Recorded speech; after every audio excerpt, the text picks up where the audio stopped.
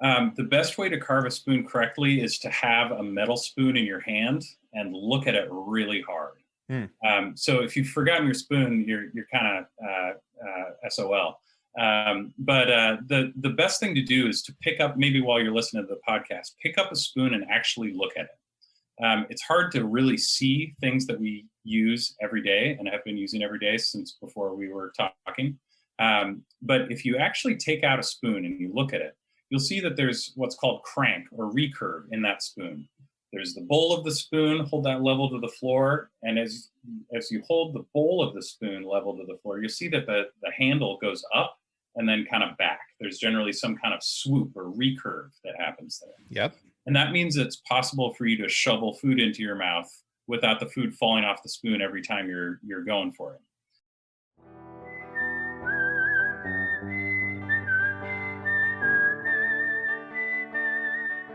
These are stories of outdoor adventure and expert advice from folks with calloused hands.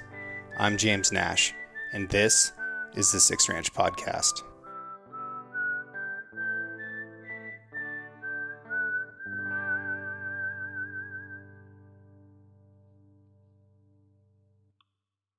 The Six Ranch Podcast is brought to you by Sig Sauer. SIG is a leading provider and manufacturer of firearms, electro-optics, ammunition, air guns, and suppressors. For over 250 years, Sig Sauer Inc. has evolved and thrived by blending American ingenuity, German engineering, and Swiss precision. Today, Sig Sauer is synonymous with industry-leading quality and innovation, which has made it the brand of choice amongst the U.S. military, the global defense community, law enforcement, competitive shooters, hunters, and responsible citizens. Sig Sauer is also a premier provider of elite firearms instruction and tactical training at the Sig Sauer Academy located in New Hampshire. For more information about Sig Sauer and its complete line of products, visit sigsauer.com. All right, buddy. How would you like to introduce yourself? My name's Tom Bonamici. I grew up in Eugene, Oregon. That's always the way I want to introduce myself. And yeah, I'm not from California. I'm moving to Eugene, Oregon, but I grew up here. And I spent a bunch of time on the East Coast going to college and grad school and working, and then ended up moving back to Oregon in 2015. And I do product design. That's my main thing. Studied architecture and product design in school. And have done all manner of product design. I've run a small company producing bags and clothing. Then I've worked for other people producing bags and clothing. I've also done a lot of custom woodworking. That's everything from timber frame construction, small timber frame buildings, which with all wood joinery, to smaller stuff like chairs and stools and couches and that kind of thing. And the timber framing you do is influenced by Japanese timber framing. Yeah, and that was total happenstance. I met this guy in the woods in Vermont, who's a super kooky dude who really knew his stuff and was a very interesting character. And he just happened to be following generally the Japanese tradition with some other influences. I needed to build some buildings for the outing club of the college I was going to, and he volunteered to help me out, and it just happened to be Japanese. And I ended up sticking with it because I like that approach towards timber and joinery. And it's just a fascinating cultural avenue. What is timber framing? Timber framing is when you think about a barn on the East Coast or something like that, you think about a structure that instead of being made of a bunch of 2x4s, it's made of bigger timbers, 6x6s, 8x8s, very large section timbers that are joined together not with metal fasteners, but with wooden joinery, mortise and tenon, scarf joints, knee braces, that kind of thing. Okay. And every culture that has a forest has timber frames. We think about indigenous peoples out here in the Northwest, all up and down the coast. They were splitting with wooden and stone tools, Western red cedar mostly, to make incredible timber frame buildings. Same in Japan and Korea and China, Indonesia, Thailand, and of course all over Europe, Eastern Europe, up into Scandinavia, and all the way down into France. You run out of timber frames when you run out of trees. Interesting. So, it's based on the availability of the natural material. It also doesn't require a huge number of tools to be able to do. compared with some other types of construction? Sure. Yeah, one of the coolest things is that you really just need a saw, a chisel, and a hammer, and the saws are pretty new on the scene. Oftentimes, people could make an entire timber frame with just an axe or a chisel. Some of those axes got pretty specialized.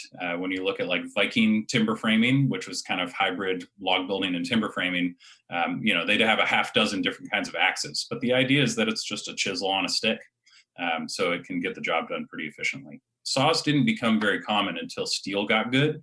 That depends on where you are. In Japan, steel got really good in the 1500s, really the 1600s. Before then, you'd just be using chisels for everything. And you can do it. It's not easy, but you can do it. Takes a lot of swings with a hammer to make it happen. Oh my God. Yeah. The Japanese traditionally also, now, of course, they have an incredible assortment of power tools to cut mortises, which is like a square hole cut in these thick timbers. But traditionally, they didn't have drills. They didn't really get down on inventing auger drills, which is what the Europeans used, which are effective but slow.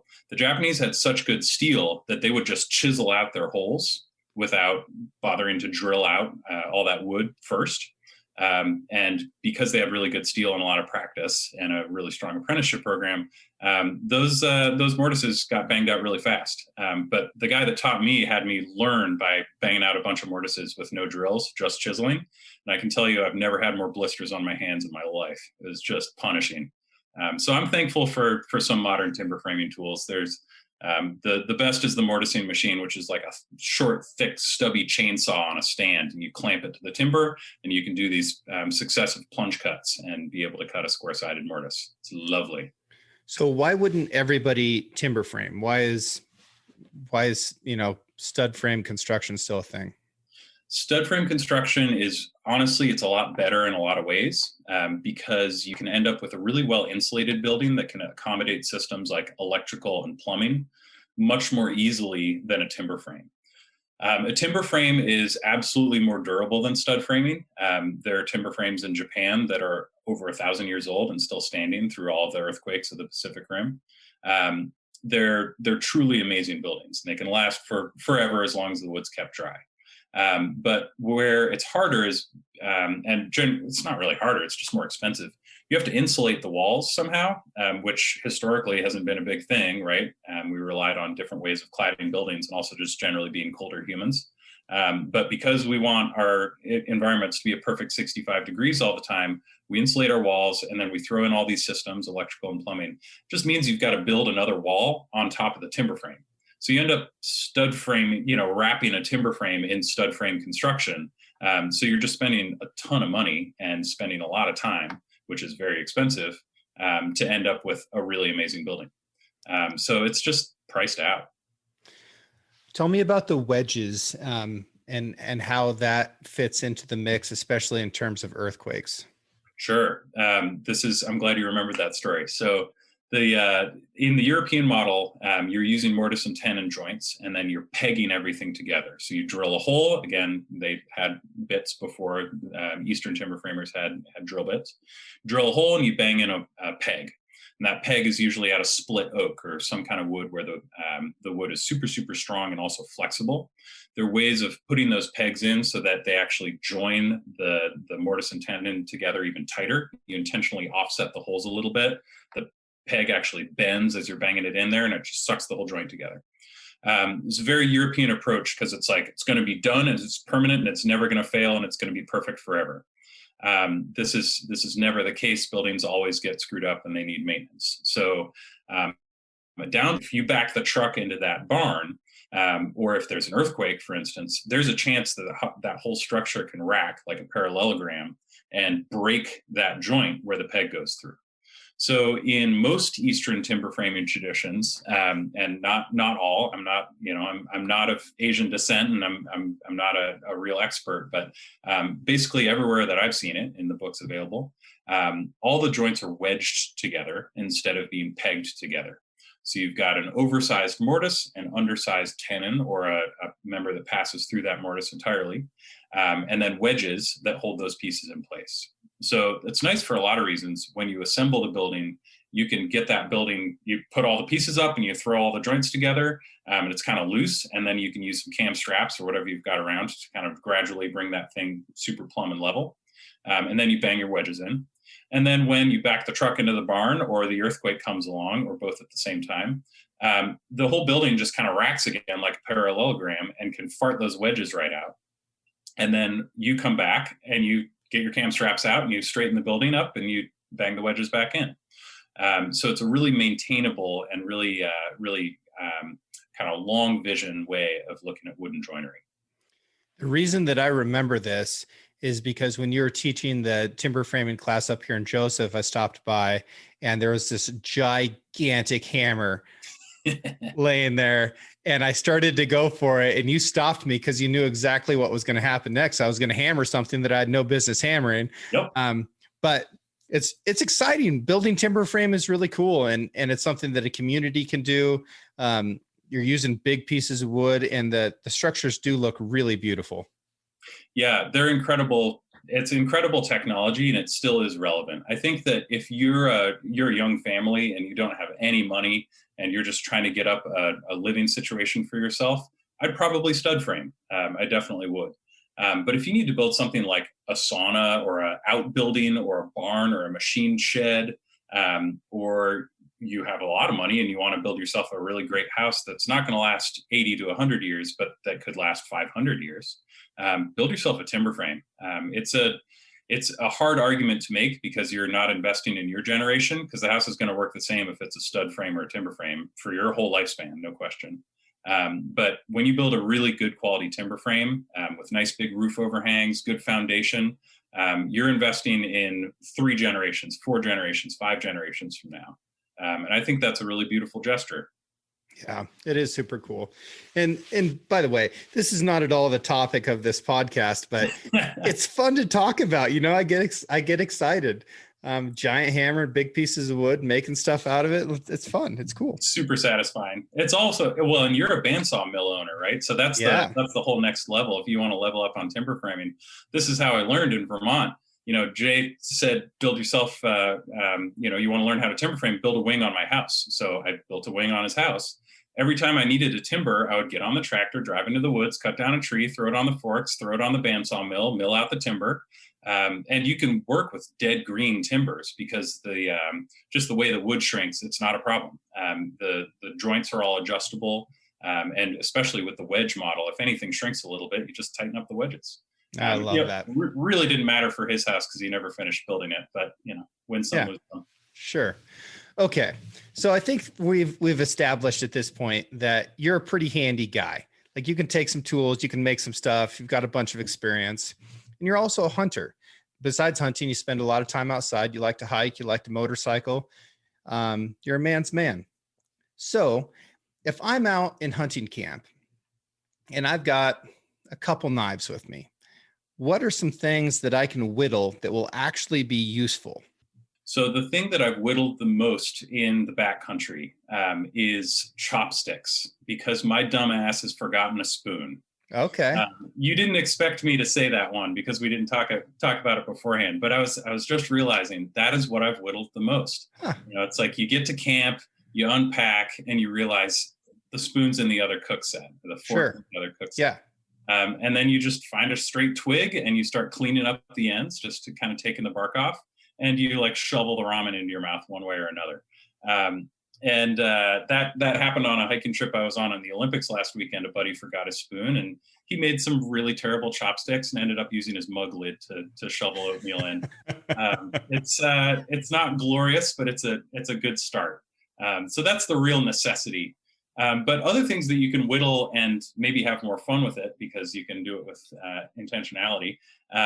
You could do tent stakes, and that's a good one. And if anyone's setting up a wall tent, you're always working with wood, or often working with wood, especially if you're running poles instead of like wooden poles instead of a metal frame. And tent stakes are great because they are so easy to make and they're just always useful.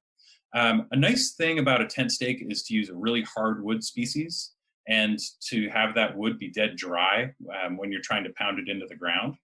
But that's really optional. Woodworkers will often try to optimize every single aspect of a project because, like me, they like to nerd out about the details of the wood species and like functional attributes of your tent stake project or whatever. But you don't really need to. If you're out there and you need tent stakes, it's really not a problem. You can just bang out some tent stakes. Yeah, that we've picked out a piece of good, hard, dry wood. What happens next? So if you're out in the bush and you want to make tent stakes, I actually wouldn't sweat about the dry aspect. I would just start with what kind of wood is it? If it's a conifer, then it's probably a softwood. I mean, it's by definition a softwood. And there are harder softwoods and softer softwoods, but I wouldn't sweat it. If it's a conifer, use something that's a little bit bigger in diameter, and I would say about 1.5 inches in diameter. And if it's a hardwood, as in a deciduous tree, you could use something a little smaller, maybe 1 inch in diameter. And I would find a little sapling or a branch and get out a little saw, and I can talk about tools at another time. Get out a little saw and zip off a section of, just cut down the sapling or zip off a branch. And then you've got a nice dowel, basically, and treat that as the stock out of which you're going to cut your tent stakes. Usually when people make a tent stake, they make them too short. You need a lot of meat in there. As anyone who's ever put up a fence knows, you need enough post for the hole as well as post for the critters you're keeping in. So I like, if you're going to set up a wall tent, you're going to be wrenching on the guy lines. So I would probably say at least 12 inches that's going to go into the ground. Again, it depends on the ground you got, but hopefully you're getting in at least that much. And you don't need that much above ground. A really long tent stake above ground is just more stuff to trip on. So you only really need about 6-8 inches above the ground.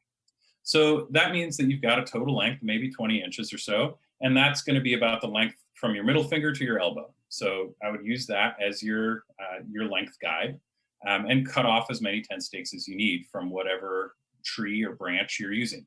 The straighter, the better. That's going to transition force the best when you start smacking the thing. Then ideally you can find a stump. A stump is a really good working surface. Then with your hatchet, you should always have a hatchet, as you showed me when you showed me taking apart an elk in about 2 seconds, because I barely learned how to do it because you did it so fast. But the hatchet's such a good way of doing that, and of course super useful for working on wood. Put the end of that branch that you're working on the stump, right on the stump, kind of holding it up vertically near your face. Lean over and use that hatchet and sharpen it like a pencil. The other common mistake with tent stakes, too short and then too blunt of a point. Okay. That you get a really sharp end, but then it transitions from that pointed end to the walls of the stake too fast, right? If you think about a pencil for this tent stake, you want it to be really long as it transitions from the pointed end to the full section of the tent stake. And that's going to allow it to drive into the dirt way better. If it's got to work its way around rocks or whatever, you want it to be really long and pointy, as opposed to kind of pointy but blunt. So take your time and take long strokes with the hatchet, and just spin it around in your left hand if you're right-handed, and use that right hand to gradually make those cuts. You'll start near the end and then work your way up, and before you know it, you'll have a nice pointed tent stake. Then if you're driving that stake at an angle, you really don't need much of a notch. So all I would do for the notch for the rope is to make a single cut with the handsaw to about 1/3 of the depth, very near the top, maybe 2 inches down from the top of the stake. And then flip it upside down, use the hatchet to gradually sneak up on that cut. And then you'll have a nice little notch in the top of the stake that'll hold the rope in place. Easy enough. So Easy. Find the right wood, right diameter, make sure it's straight, make sure it's sharp, pound it in the ground, and then your tent doesn't blow away. That's the idea. Okay. All right. So we've got chopsticks. Not everybody can use chopsticks though. There's a barrier to entry with that. So let's just say we forgot our, $19 titanium spoon spork at home. All right. Never seen me do that before, ever. So I've tried to carve spoons in the backcountry before a bunch of times, and inevitably it ends up with like just kind of it's more of like a baby spatula than a spoon. Yep. So I know now that I've been doing things wrong. How do you carve a spoon correctly? The best way to carve a spoon correctly is to have a metal spoon in your hand and look at it really hard. Hmm. So if you've forgotten your spoon, you're kind of SOL. But the best thing to do is to pick up, maybe while you're listening to the podcast, pick up a spoon and actually look at it. It's hard to really see things that we use every day and have been using every day since before we were talking. But if you actually take out a spoon and you look at it, you'll see that there's what's called crank or recurve in that spoon. There's the bowl of the spoon, hold that level to the floor, and as you hold the bowl of the spoon level to the floor, you'll see that the handle goes up and then kind of back. There's generally some kind of swoop or recurve that happens there. Yep. And that means it's possible for you to shovel food into your mouth without the food falling off the spoon every time you're going for it. Usually when people try to carve a spoon without looking at a spoon first, they end up making a club, and it's just like this bowl on a stick. It works, but basically everyone who makes spoons, there's some kind of angle change. So indigenous people in the Northwest would usually use mussel shells. And because of that dish, then you split a twig and you put it on the end and lash that in place. You end up with this natural kind of crank between handle and bowl of spoon. So it's just a universal feature of spoons that makes them less crappy to work with. So that's a great power play. If you're near a stream that has some type of shell, use that. You don't have to carve this thing out of wood. That would be incredible, and it's gonna give you a nice little shellfish flavor, with that fresh mussel juice still hanging out in there. You bet. But if you are too far from any shellfish, and you've got I'm allergic to shellfish, so the idea is really off-putting. If you're allergic to shellfish or you're too far away from the mussels, and you're stuck with wood, that's fine. It's all good. So again, look at a spoon. That's very helpful. But if you just need function, there are two things that you've got to do. The first is to split the wood so that the center of the branch or the center of the tree is not involved. The very dead center of a tree, whether it's 6 feet in diameter or an inch in diameter, that's called the pith. And as wood shrinks, it's always going to split from the outside to that pith. And that's just because of how wood shrinks. It can't shrink super evenly. It loses a lot of moisture out of the end grain. And it's always going to split, always, always. So the pith cannot be in the spoon, or else your spoon's going to split. So that's important. The other important thing is that you need a hook knife or you need a gouge, because otherwise you're going to have a flat surfaced thing. With a normal pocket knife of any kind, you just can't really carve a good spoon. So we should do a whole tools thing in a second. So let's start by talking about the spoon. Sure. The fastest way to carve a spoon is with a hatchet. There are some great YouTube videos. My favorites are, there's this one it's a silent movie from Sweden from the 20s. There's this guy making a set of wooden clogs, which just look horrifically uncomfortable. And at the end, there are these guys making wooden chairs, which also look horrifically uncomfortable. But in the middle, there's this guy whacking out a wooden spoon. And it's old timey, so it kind of looks like it's going faster. But even so, it looks like he carves the spoon in about 40 seconds. And he does almost the whole thing with the axe. And it is incredible to watch him work. It's worth looking up just for giggles. But it is incredible to watch him work because he gets so close to the line with the axe. And that's the hint that good spoon carvers will pass along, is that you do as much work with the axe as possible. You switch to the knife right away, and you're just going to be whittling forever. Now, if you need to pass a lot of time at the hunting camp around the fire, then that's great. You should just whittle forever. But if you actually want the spoon, get the axe out and get it as close to spoon shaped with the axe as possible. For order of operations, it's a little hard on audio, but the general idea is that you're going to take a billet of wood, and that's just like a short chunk of firewood that is the length that you want your finished spoon. So with your saw, you're going to go to some kind of wood. We'll talk about species in a second, but some kind of wood. You're going to cut that to the length of your finished spoon. If you're making an eating spoon, that only needs to be 6-7 inches long. So cut it to that length. Split it like a piece of firewood. Let's say you're starting with something that's 6-8 inches in diameter. So split it in half, then split it into quarters. And from those quarters, triangular, with a semicircular quarter circle outside, hew the pointy tip, like the tip of the piece of pizza, so that it's flat. And get out a Sharpie or a stick of charcoal from the fire and draw something vaguely spoon-shaped on that flat surface that you have. As soon as you have that, start cutting to that shape. You're thinking about kind of just cutting two walls. Ideally, we think in boxes because we live in boxes. It's very helpful to think about like what's the box the spoon came in, right? Okay. So you can hew to that. You've got that flat surface that you've drawn on. Now, perpendicular to that, hew out that profile of the spoon. Then you've got like an extrusion of spoon, right? So then flip the spoon 90 degrees, get out your Sharpie again, draw the side profile, and that's the one that's going to have a little crank to it, a little angle difference between handle and bowl, and do the same thing, just hew away. And then you should have something that's pretty spoon-shaped. It's not going to be perfect. It's going to have some funky axe marks. It doesn't have a hollow bowl yet, but it's close enough. Once you've got that, then you need the hook knife. And the hook knife is a Swedish tool that is super cheap. Mora make really good and cheap ones. They're made in Sweden, incredible quality, hold an edge forever, and they're about $30. You can get those from Light My Fire in the U.S. They're a distributor for a bunch of different outdoor gear. You can get them on Amazon. You can get them wherever. With that hook knife, that's the best way to cut yourself while you're carving a spoon. So just go real slow.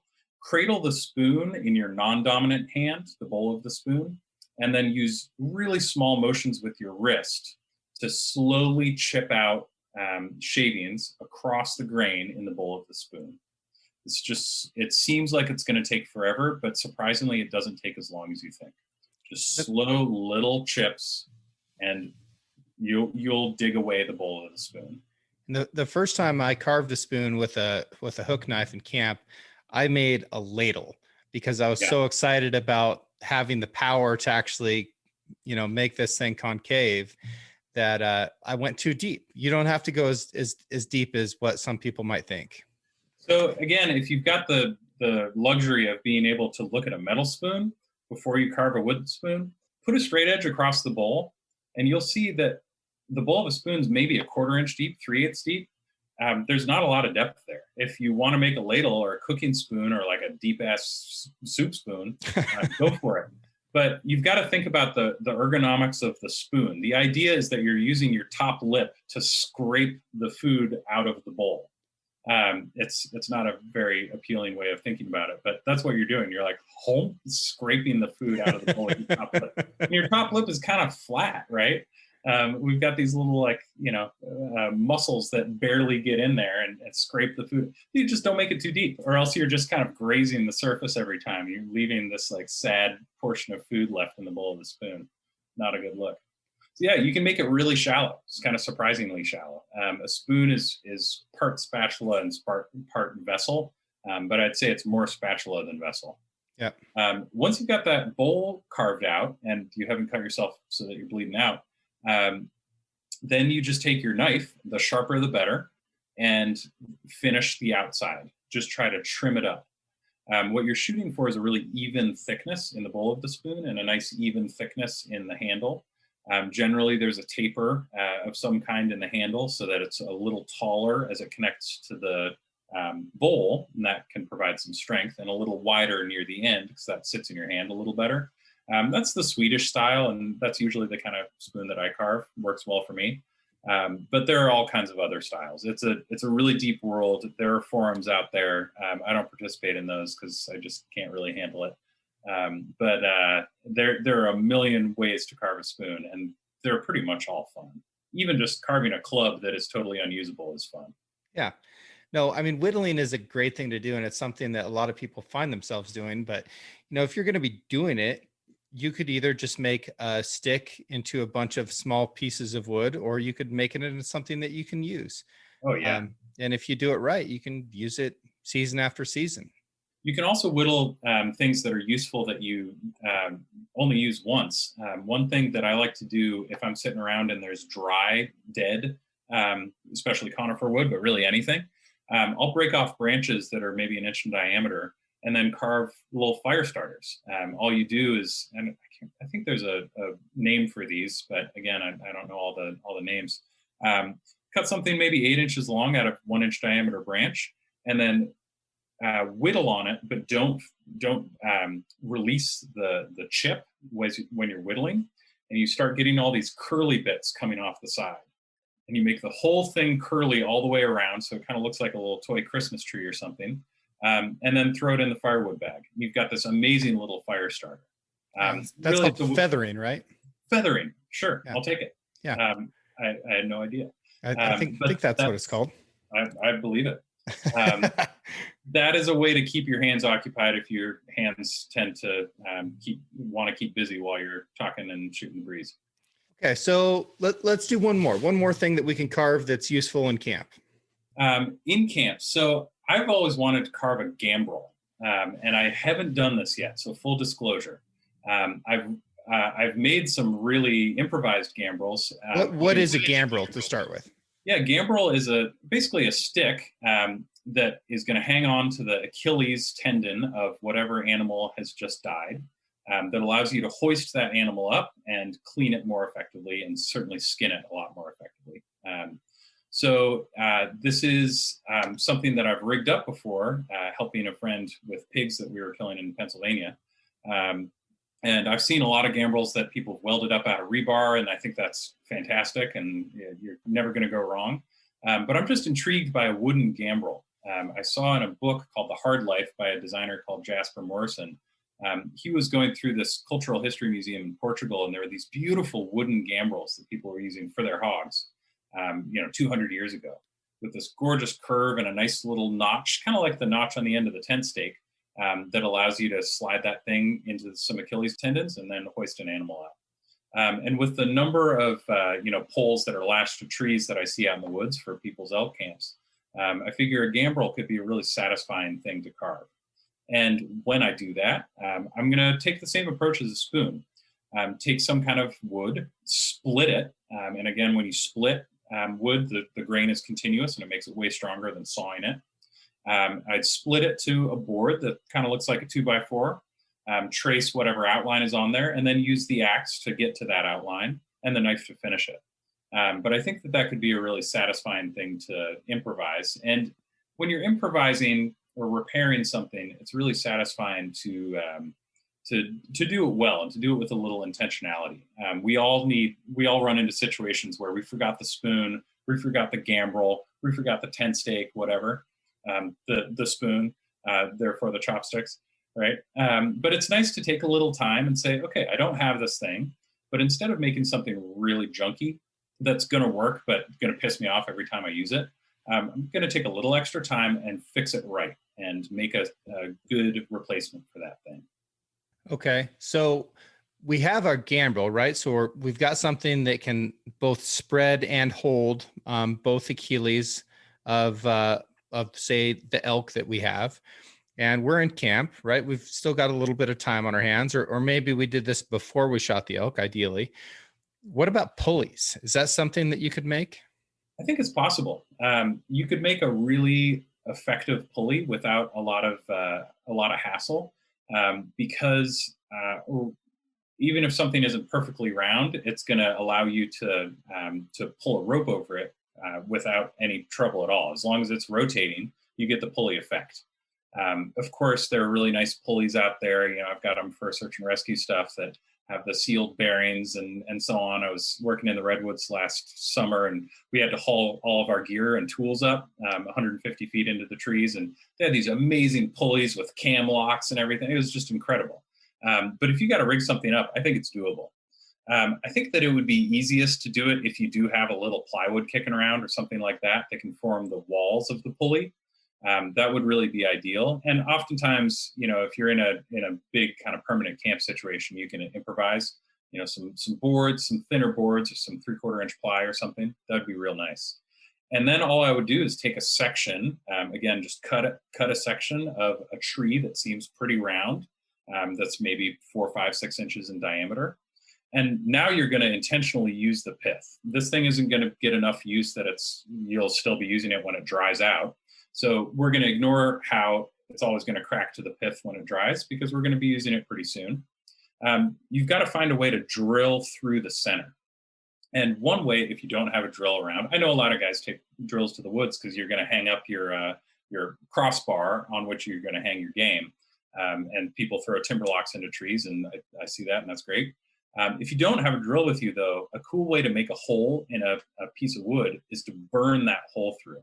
That's actually a way that people will burn out the bowls of their spoons sometimes. I've never seen that go particularly well, but burning a hole works great. So all you need is a stick of rebar or something, some kind of metal stake, maybe even a tent stake if you have those and you didn't have to whittle them. Stick them in the fire or over your camp stove until it's red hot, and then stick it right in the middle of that little chunk that we're going to be using as our pulley wheel. And let it burn out. It's going to make a ton of smoke and be all dramatic. And then the stake's going to get cold, or your rebar is going to get cold, put it back in the fire, and just keep repeating that. You will be shocked at how fast you get through the center of that thing. At that point, you just need to make a hole in the sides of whatever this rig is, run the rebar that you have or that tent stake right through, and that's going to be an improvised pulley. With a little bit more head scratching, I think you could find a way to rig that up to some crossbar or branch and allow you to hoist that animal up with way more ease than trying to fight the friction of the rope going over. Sure. And even if you didn't have that rebar, you could use a bow and drill in the same way that you would use to start a fire. And with enough time and friction, you can use a piece of wood to drill through another piece of wood. Absolutely. Yeah, with the right species. So maybe we should talk about species of wood for a minute. Yeah, let's do. So for a lot of these things, the species, again, like woodworkers will go so deep into exactly the right species. In America, we've usually used fruit woods for pulleys, for instance, because fruit woods grow really densely and then they wear really smoothly. So you go back into, on the East Coast, especially in industrial antique kind of things, all the pulley wheels themselves are applewood, and they're just beautiful. Applewood takes this gorgeous polish, makes a hell of a nice spoon too. Takes this gorgeous polish. So after being used in a factory or on a boat or something for 50 years, these things are just glowing, just absolutely beautiful. So applewood makes a good pulley because it's really dense. And the density or specific gravity of wood is what gives it its particular attributes. That's a really big part of it. So like lignum vitae is one of the hardest and densest woods in the world. It's a tropical wood. And it actually it's so dense that it doesn't float in water, it just drops like a stone. But if you can machine it, you really have to machine it into some kind of part for a tool.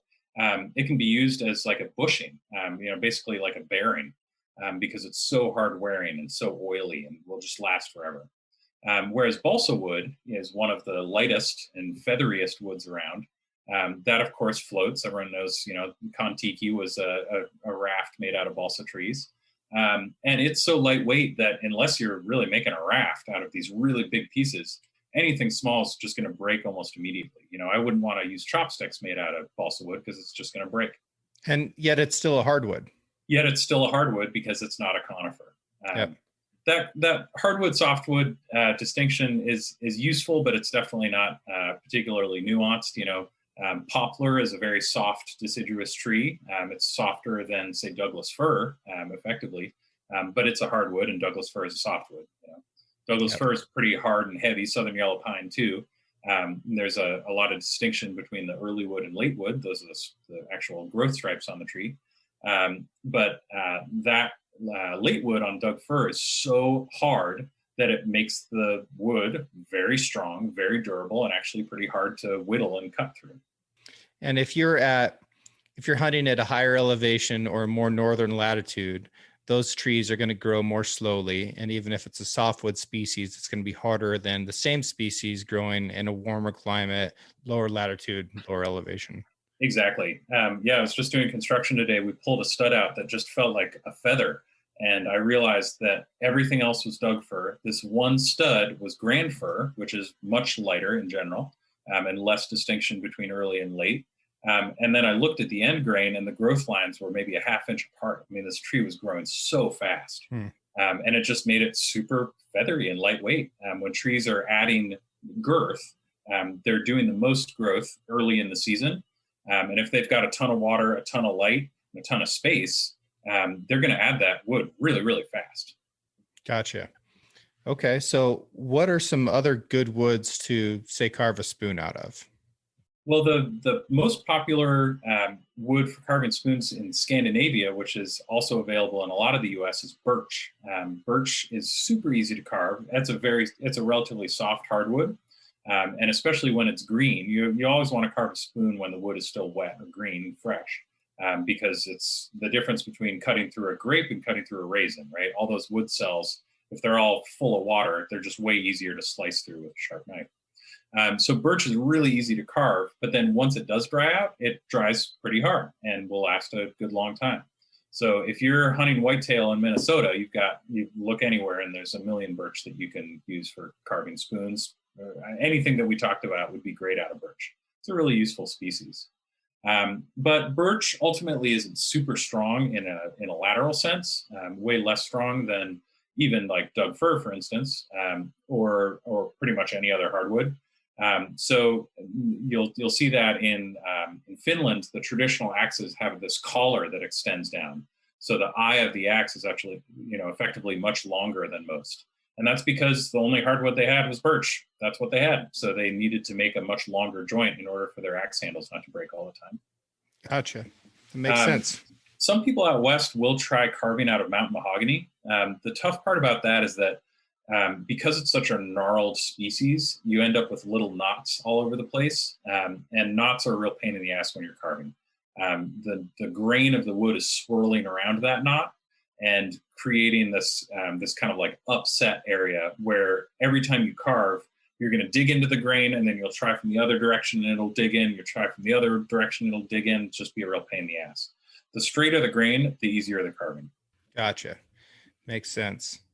Okay. Well, besides all the woodworking stuff, you also have this background that you alluded to earlier in textiles and all types of textiles. And that's something that we commonly need to repair in the backcountry. So talk me through some of the repairs that you can do and some good ways to go about doing it. Yeah, a good way to think about repairing anything is to kind of like looking at the spoon before you carve a spoon. Look at your gear before it breaks and try to anticipate what is going to break. It's maybe easier said than done, but one good way to do that, if you're not really familiar with soft goods, is to look at wear points. So get out your hunting pack and look at where the holes are. Get out your hunting pack and look at what straps are a little worn through. What buckles have broken in the past, or when you throw the pack down, what buckles make a noise every time it hits the rock. That means that that's an element that's going to be more prone to breaking when you're out there. If you are better prepared by looking at what might break, then you can prepare yourself properly by bringing the tools that you might need to fix that thing. So, yeah, I don't want to get away from the tools thing. Let's talk about tools before we get into repairs. Otherwise, I'll forget. Oh, for woodworking? Yeah, like what's our toolkit look like that we're bringing with us so that we can just absolutely wow our friends by our amazing abilities to create stuff? So if you're a hard-ass dude and you have a little bit of experience, you can make anything with a decent saw, a decent axe, a decent carving knife, and a hook knife. You got those, you can make your entire world. And I'm sure that it's been referenced on your show and many others, but Alone in the Wilderness with Dick Prenneke, that is just the most incredible story. With those tools plus an axe, a large axe and a couple augers, he builds his log cabin. He makes the hinges for his door. He makes the door itself. He makes the lock for the door. It's just super inspiring. So if you've got a hatchet, a saw, a carving knife, and a hook knife, you're good to go. And I can give recommendations because the kind of tools that you have make a big difference. I want to hear it. For a saw, I love silky saws. They're Japanese, they're folding, they lock really well, they're really cheap for how good they are, and they cut incredibly fast. You can get them 6 inches long, which is basically worthless, and you can get them like 3 feet long. I think it's called the katana, and it's really intimidating, and it's super fun to use, but also a little unwieldy. So I say like an 18-inch long silky saw. That is wonderful, and that's going to allow you to get through just about anything. And if you don't have a chainsaw in the truck, that's a great way to clear the road if a tree comes down. an 18-inch long blade, you can get through an 18-inch wide tree. It's going to take a second, but you can do it. And that's a big tree to be able to clear. So Yeah, those are it impressive. absolutely is. And that's the saw that I carry is an 18-inch silky saw. And it's relatively lightweight, especially for its size.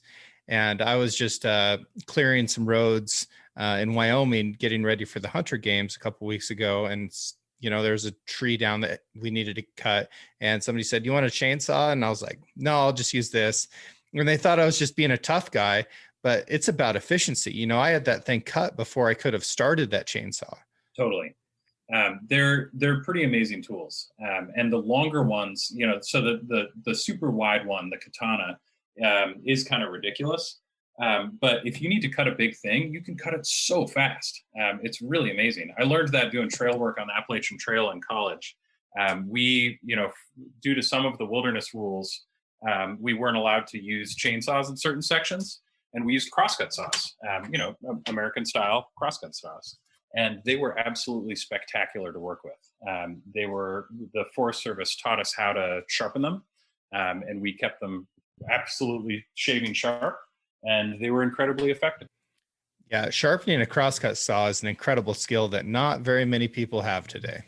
Yeah, that was super satisfying, and I got to teach a little workshop at Best Made Company in New York when I was working there in sharpening crosscut saws, and I think that was kind of the beginning of the end for me, because there I was in Tribeca, New York City, showing a bunch of investment bankers how to sharpen a crosscut saw, and none of them knew what the hell I was talking about, and I don't think any of them cared. And I realized, you know what, this is maybe not the right fit.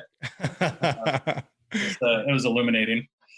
But yeah, using a sharp saw is just a joy. And one of the best things about the Silky is that blade is replaceable. It's an amazing quality blade, and as soon as it gets dull, you can just replace it. So that's just a wonderful thing. So for axes, a good axe is kind of hard to find. As with most technology, when everyone needed a thing, it was really good quality. When no one really needs the thing, it's harder to get the good quality. So around the turn of the last century, there were so many amazing axes available in this country, in dozens of makers. Now, of course, no one's really using them that much, so it's just less of a priority. So good axes, if you want a good hatchet, I would look for a spoon carving hatchet because they tend to be made with better steel. There are a couple good options there. This guy who's named Robin Wood, preposterously, in the UK, he produces these really good quality spoon carving hatchets, and he has the heads forged in China, and then he has them ground in Sheffield, England, and fits the handles in England and ships them out from there. And I think they're like 60 or 70 British pounds, so who knows what that is, but something like $100. And they're really good quality. The shape is right, the handle is right, everything's just right about it. But Gransfors Bruks is also a good source. They forge axes in Sweden. And they've got these smaller hatchets. I think one's called the Wildlife Hatchet. There are a couple others. They make one just for hunters for taking animals apart, which is really nice. And as long as you keep it really sharp, you can carve a spoon with just about any kind of hatchet. And the key is sharpness. Yep. Yeah. And, you don't have to necessarily overthink it. You can pick up a Gerber hatchet or, an Estwing or something. It's going to get the job done. It just might require a little bit more maintenance. It might not last as long. A hatchet is a really underutilized tool for hunters. And as you've seen, there are times when that's the only cutting tool that I'll bring with me, and I can skin with it. I can gut with it. I can take an animal apart with, pretty impressive speed, and then have a myriad of other uses for it in camp, because it's a really powerful tool. And, you take the Gary Paulson book, Hatchet, right? There's a reason that book wasn't called Chainsaw or wasn't called Knife. Like if you're going to have one tool, that's a good one to have on you. Big time. Yeah, no question about it. And if you're going to have two tools, a good knife is always going to be my choice. Actually, my buddy Will and I, when we got an elk up on a very, very steep ridge last December, Neither of us really know what we're doing. We're both new and amateur hunters, and we were just kind of winging it the best we could.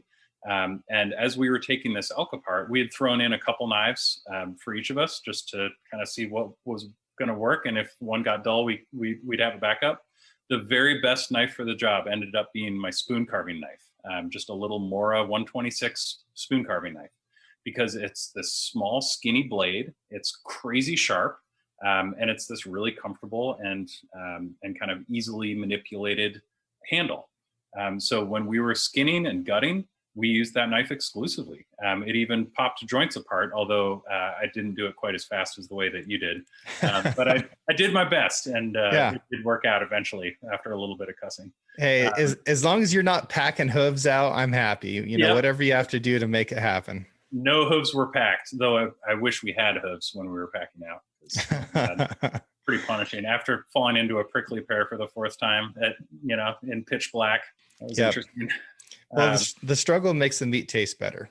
Truly does. Just had some of that burger last night. Glad to hear it.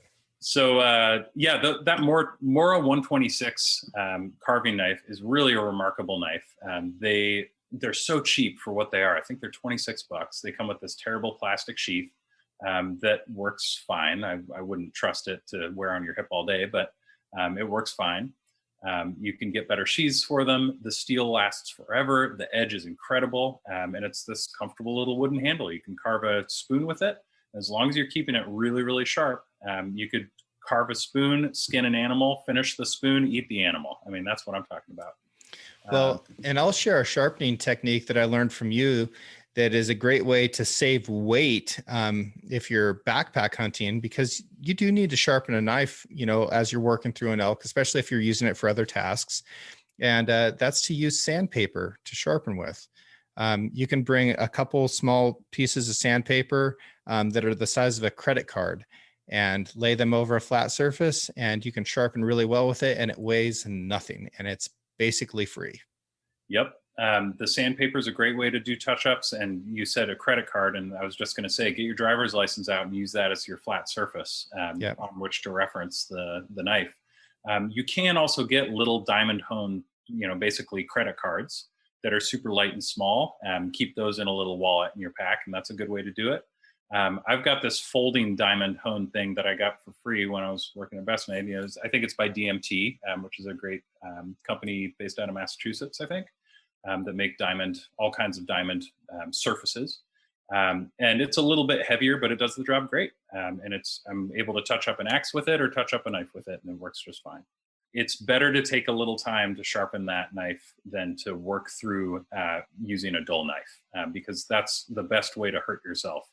You're forcing something with a dull knife, and then you go too far, and then you're cut. Yeah. And don't let it get dull. Like sharpen once, hone forever. So just take some time every once in a while to make sure that you're staying sharp, and then it'll be much easier than if you let a knife get dull and kind of have to start over. Totally. Big time. Okay. Repairs. Talk me through it. So with repairs, again, look at what you think you might need to repair and then prepare accordingly. So I'm never going to worry too much about like a little rip in a garment, unless it's I guess a rain garment. Really, the only time I'm going to sweat it is if it's a down garment or something that's going to leak out of filling. If the garment itself is going to bleed, then you need to stop the bleeding. But if it's just going to have a little flapper, then I wouldn't sweat it. So I always carry, of course, duct tape, because that's the best way to stop the bleeding on a down garment. And don't bother sewing. You're going to do a terrible job, and it's going to be less effective than duct tape. So just duct tape. That's the fastest and best. If there is a tear on a garment and it's a problem, I'll probably take the time to sew it.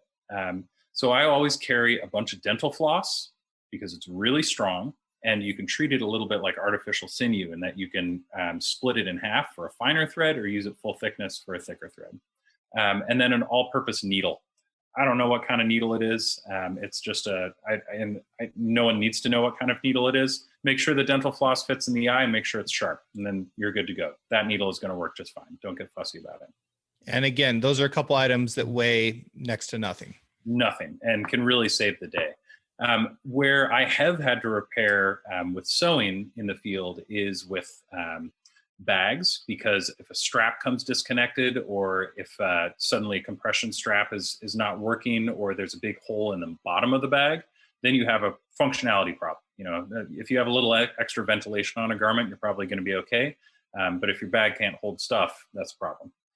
And then that's going to be the dental floss. And then I'll use a lock stitch, hand sewn seam, where you're pretty much tying a knot every time you make a seam. Every time you're, instead of just sewing up and down and up and down, you're sewing with these little loops. And every time you make that loop, you pass the needle through, tie it tight. And that allows you to have this really ugly, like Frankenstein's monster look of a stitch, but that's actually going to be plenty strong to hold up the bottom of a backpack. And I'll carry a tool called a speedy stitcher that's used on canvas and leather and stuff like that a lot. It's not something that I'm going to put in a backpack and take on a hunt like that, but it is something that I'll carry on my boat. It is something that I'll carry in my pickup or on a four-wheeler. And whether it's leather or anything lighter than that, it is fantastic at making those lock stitches, and you can cruise right along. And it comes with, waxed thread, a big coarse thread, spooled up in it. The learning curve on that thing is like 2 minutes, Yeah. So that's another great tool to have.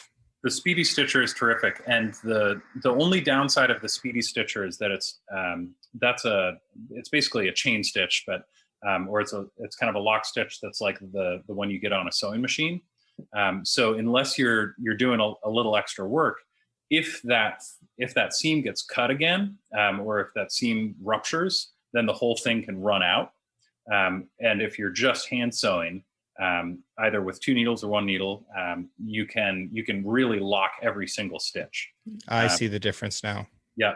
If anyone's looking for a hilarious viewing, there's this British guy who made a human sewing machine. If you just look up human sewing machine, you'll find it. It's like in the late 80s, early 90s, with a giant needle and 4 humans kind of showing how sewing machines actually work.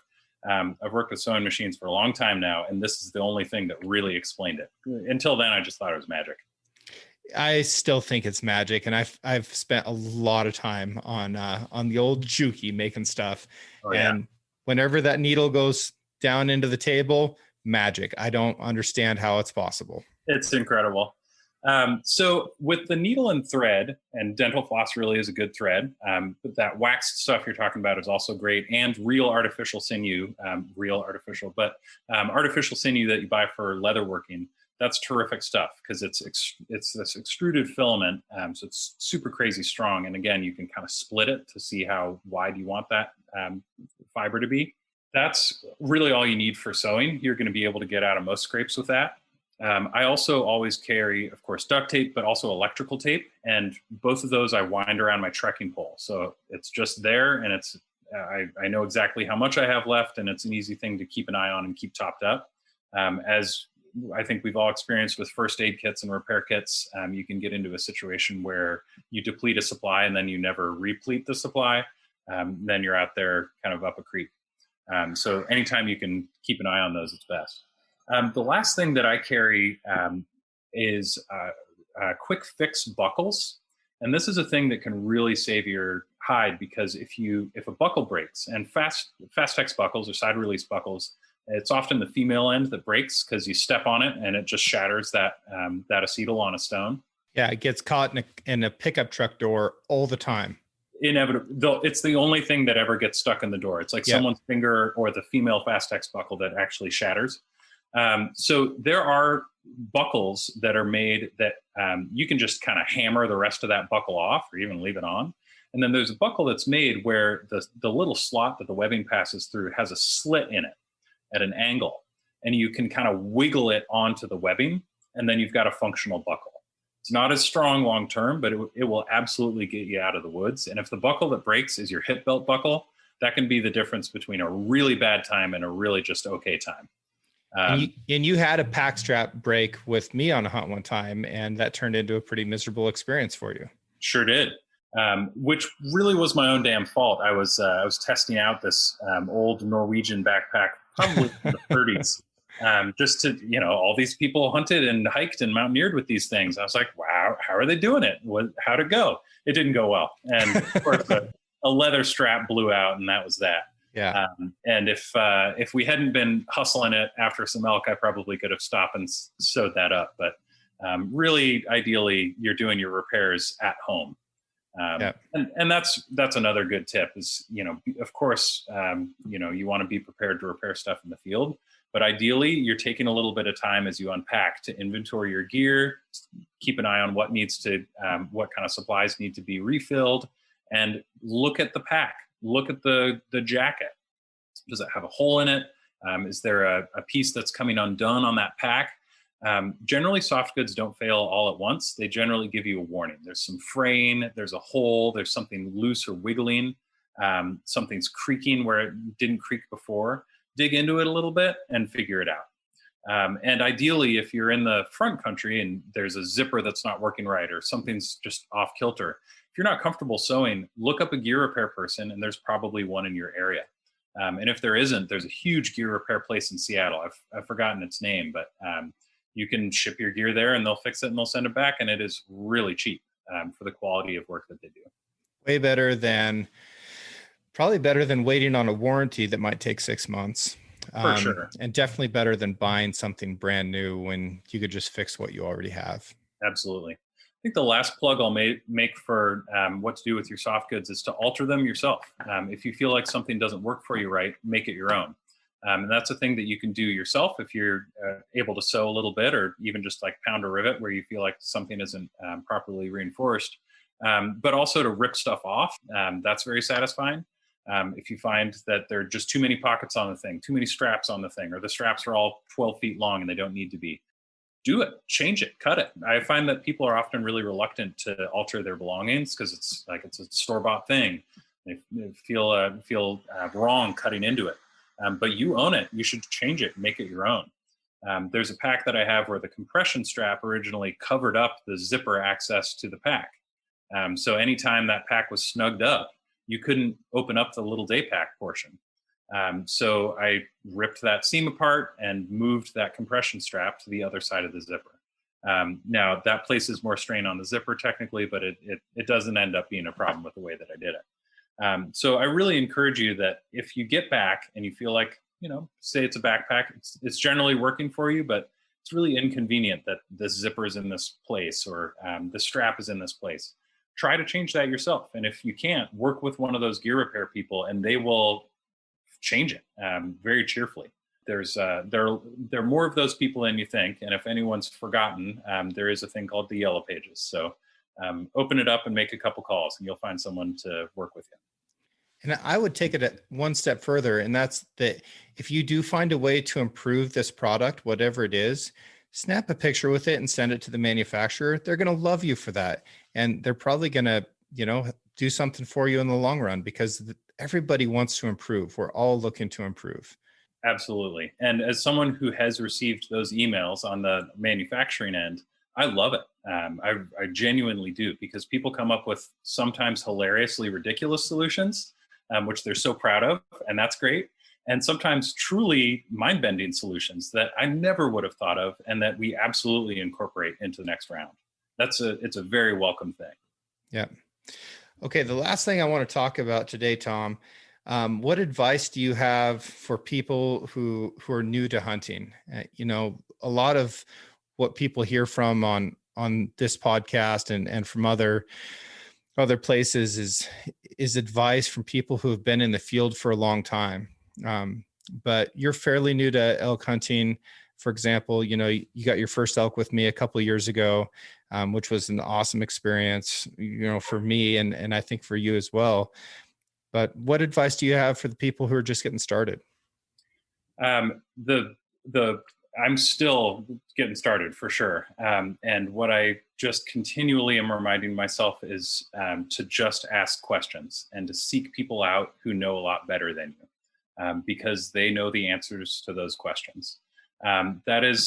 That's just been the very best thing, to be able to have your ear and give you a call and say, I'm trying to figure this out. What should I do? Or, we've got tags for this unit. How should we approach it? And to hear how you as an experienced hunter would walk through this area, think about the way the wind is moving, think about the way the terrain is oriented, to look at the topo and to be able to try to scout it, just from the map. That's mind-bending to me. And it's really been incredibly helpful, and it's totally changed how I look at the woods and look at maps, both for hunting, but also just for being outside in general. So that's really pretty huge.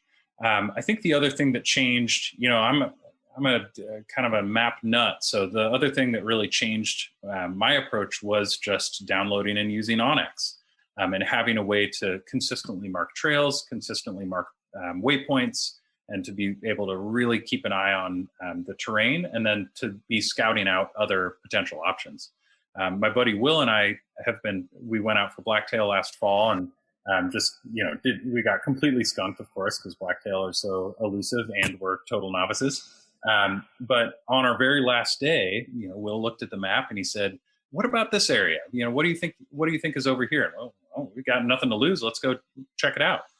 We get over there, and there's this super promising area that's got a lot of water. It's got a lot of deer sign. Of course, that was the last day of the hunt, and that was that. But now for this season, we're really excited to get back to that area and check out that zone and see if we can approach it a couple different ways. And lastly, to be patient. And I think that's what's still requires some adjustment on my end. A lot of things have a short learning curve, and hunting is not one of them. I think that I'll be learning about this till the day I croak, because there's so many nuances, and it just takes so much time. And some years you just aren't going to get any tags, that it's just going to be a lifelong process. And that's great. I mean, how lucky are we to have this passion that we can just keep chipping away at forever? That's never going to run out of interesting attributes. That's really a blessing, and one to see as something to be excited about for a very long time, rather than getting really furious that you didn't get a trophy elk this year. Who cares? Take your time, be out in the woods, and ask a lot of questions. I think that's super solid advice, sir. And that's honestly advice that I should probably take a little bit more often myself. You get any Oregon tags this year, James? Zero. So there's some clerical errors that need to be addressed, because I didn't even get my landowner preference tags. So I'll work on that. I spent an hour on hold yesterday. I'll attack that again later. But no, I've got some good hunts coming up this year that I'm excited about in other states, and if nothing else, it'll free me up to help other people, and I enjoy that very much. Right on. Well, if you ever want to join us on our Stairmaster, I drew those same tags again this year. So awesome. I'm glad to hear it. To hear it. Right on. All right, buddy. Well, thank you very much for your time. I appreciate you. And we're going to link to a bunch of stuff in this podcast description, folks. So if you're curious about any of the stuff that Tom was talking about, look down in the show notes, and there will be links to this stuff. So thanks again, Tom. Appreciate you, and good luck with your hunting season. Thank you, sir. Hope to see you soon, James. All right, bye. I live in an old cabin with bad to non-existent insulation and wood heat. That cabin can see snow every month of the year and needs a good amount of firewood stacked in the woodshed to carry through the colder months. This spring, as my woodpile turned to smoke and ash, I noticed something metal pushing out of the decades of sawdust and bark. I kicked at it and unearthed a Stanley thermos. The cup was missing, and it showed more worn stainless steel than green. There were dents in the metal, and the handle looked like a puppy had chewed on it, but it still hadn't leaked the old coffee I could feel slosh inside. It took me back to memories of cutting firewood with my dad, waking up early for an elk hunt, or going out to the canyons to gather cattle. A Stanley thermos has the durability to survive whatever hard work you throw at it. You may find it carries memories as well as coffee. Learn more about their new and classic line of products at stanley1913.com or at your local sporting goods store. And catch you next week.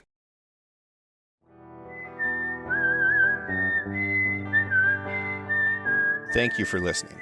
If you enjoyed this episode, please subscribe and share the show with a friend. You can also rate the podcast and leave a review. Your support allows me to keep doing what I love, which is meeting incredible folks and sharing their stories with you. For more content and photos, follow the show on Instagram at 6 Ranch Podcast or me at 6 Ranch Outfitters. This episode was produced by Emily Brannigan, with original music written and performed by Justin Hay. Art for the Six Ranch Podcast was created by John Chatelain and digitized by Celia Christofferson. Tune in every Monday for a brand new episode of the Six Ranch Podcast. I'll catch you next week.